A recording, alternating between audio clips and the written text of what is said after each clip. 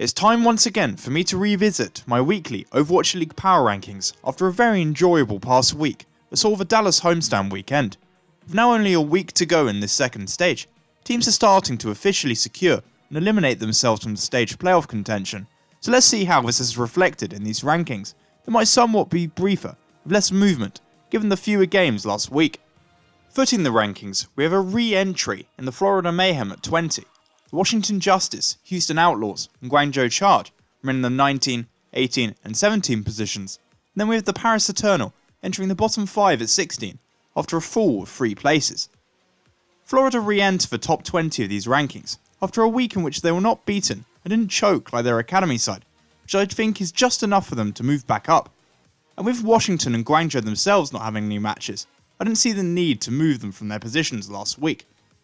Houston highlighted their major problem in their 2 games last week, despite their ability on triple DPS, as once again they were for the most part terrible on 3-3 goats, which has killed them in this meta for the past few stages,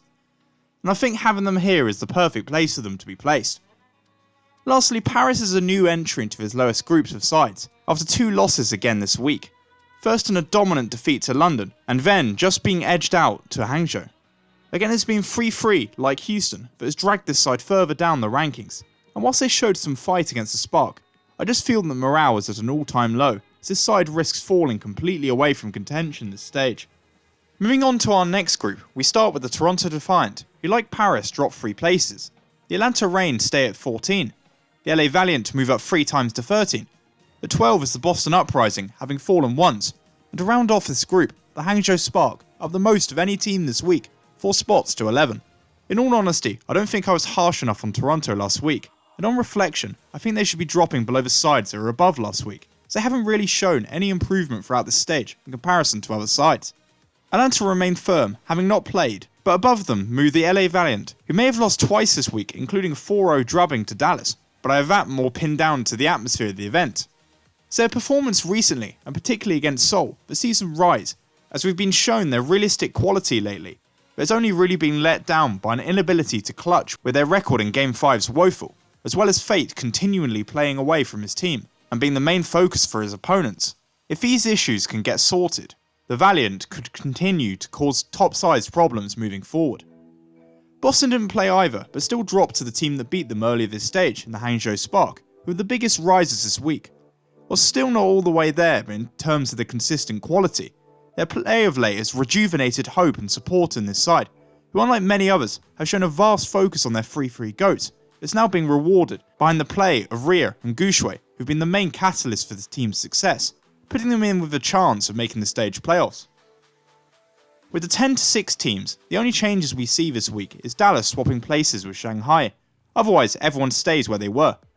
After their loss to Hangzhou, I considered dropping the Hunters from the top 10, but in typical Chengdu style, they followed this up with a very surprising win over the Red Hot Spitfire. Whilst it's clear that running 3-3 is the best way to beat Chengdu, they will remain at this spot even over the Spark that just beat them, as they hold a much greater threat against the better teams in the league, and could cause chaos if they manage to sneak into the stage playoffs with their unorthodox style. The Fuel meanwhile took their home games at the event this weekend in their stride, with back-to-back great performances that really demonstrated what this side can do when playing at their best. They only move up 1 spot however, as these weren't the highest quality wins in the world against Houston and Valiant, and this display will need to be shown against teams similar to Seoul if they really want me to take them seriously.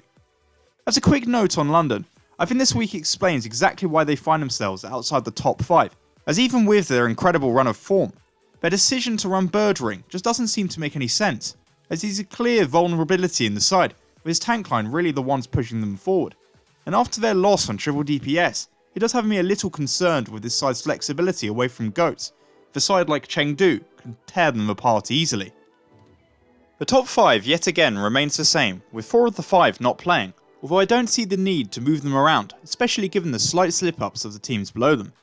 The only team that did play this week from this group was Seoul, who brought themselves back into playoff hunt with 2 wins against the Outlaws and the Valiant.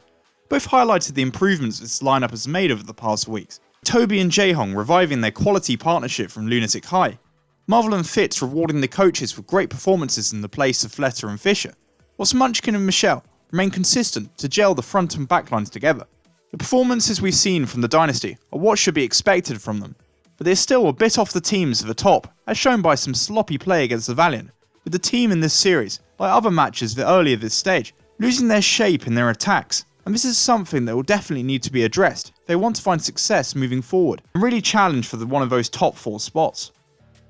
And with that, we've reached the end of my Stage 2 Week 4 Power Rankings. I'd like to thank you for watching. If you enjoyed, please be sure to like and subscribe so you don't miss out on future Overwatch League coverage and content, including a preview I'll be making for the final week of Week 2.